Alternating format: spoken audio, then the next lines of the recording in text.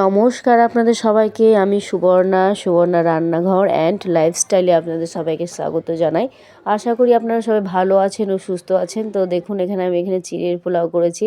তো দেখেই বুঝতে পারছেন বিভিন্ন সবজি দিয়ে করেছি আমি, শীতের সবজি। তো চিড়ের পোলাও করার জন্য এখানে চিড়ে তো লাগবে, তার জন্য আমি চিড়ে নিয়েছি অল্প পরিমাণে। চিড়েটাকে ভালোভাবে ধুয়ে নেব, আলতোভাবে ধুবেন যাতে চিড়েগুলো ভেঙে না যায়। সেভাবে ধুয়ে নেওয়ার পর কড়াইয়ে আমি এখানে তেল দিলাম। তেলটা গরম হওয়ার পর বাদামগুলো দিয়েছি। বাদামগুলো ভাজা হলে আমি উঠিয়ে নেব, কিন্তু আপনারা যদি আরও কোনো বাদাম দিতে চান, ধরুন কাজু বা কিশমিশ দিতে চাইলে অবশ্যই দিতে পারেন। তো তারপরে আমি এখানে গোটা গরম মশলা নিয়েছি। গোটা গরম মশলা, গাজর, বিন, ক্যাপসিকাম আর হচ্ছে ব্রোকলি, যে সবুজ ফুলকপিটা হয়, শীতে এখন প্রচুর পরিমাণে পাওয়া যায়। তো আমি সেটাই দিয়েছি। বাচ্চারা এমনিতেই সবজি খেতে চায় না, তো যত সবজি বিভিন্ন রকম মিক্স করে দেওয়া যায় ততই ভালো। এভাবে বাচ্চারা সবজিগুলো খেয়েও নেয় এবং সবজি খাওয়া আমাদের পক্ষে খুবই ভালো। বাচ্চারা খেতে চায় না বলে আমি এইভাবে বিভিন্ন রকম সবজি দিয়ে করি। তো তারপরে গোটা গরম মশলাটা আমি দিয়ে দিলাম। নাড়ার পরে এখানে আমি গাজর কুচিটা করেছি সেটা দিয়ে দিলাম।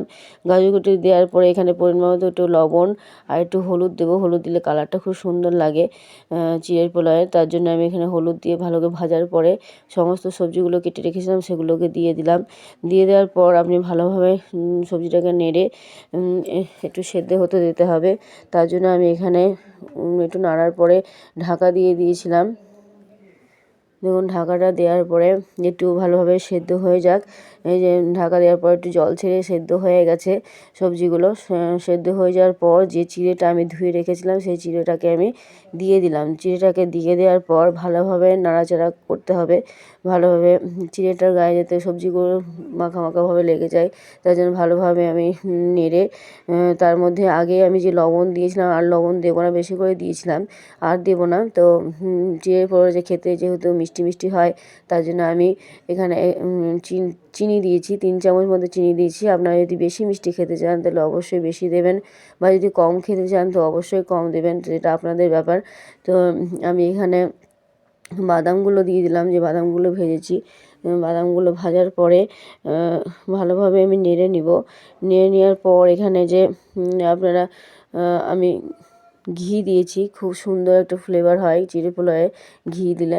তো আমি এখানে ঘি দিয়ে ভালোভাবে নেড়ে, এখানে আমি বাড়ির তৈরি যেহেতু ঘি আমি বাড়ির করি, তারপরে ভালোভাবে নেড়ে এখানে ঢাকা দিয়ে দেব।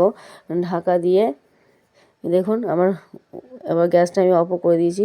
আমার হয়ে গেছে, খুব সুন্দরভাবে হয়ে গেছে সেদ্ধ। দেখুন ঝরঝরে হয়েছে, না গলে গেছে না কিছু হয়েছে। এবং চিড়ে যে আমি ঘিটা ঢাকা দিয়েছিলাম, ঢাকা দেওয়ার জন্য ফ্লেভারটাও সুন্দর বেরিয়েছে। তারপর আমি এখানে প্লেটে উঠিয়ে নেব। তো কেমন লাগলো আপনাদের অবশ্যই জানাবেন, এবং বাড়িতে অবশ্যই এভাবে ট্রাই করে দেখবেন কেমন লাগলো। অবশ্যই জানাবেন কেমন লাগলো। তো এখানেই আমি ব্লগটা আজকে শেষ করব। আবার নতুন কোনো ব্লগ নিয়ে আসবো পরে। অবশ্যই আপনারা ভালো থাকবেন ও সুস্থ থাকবেন। এখানে আজকে শেষ করছি।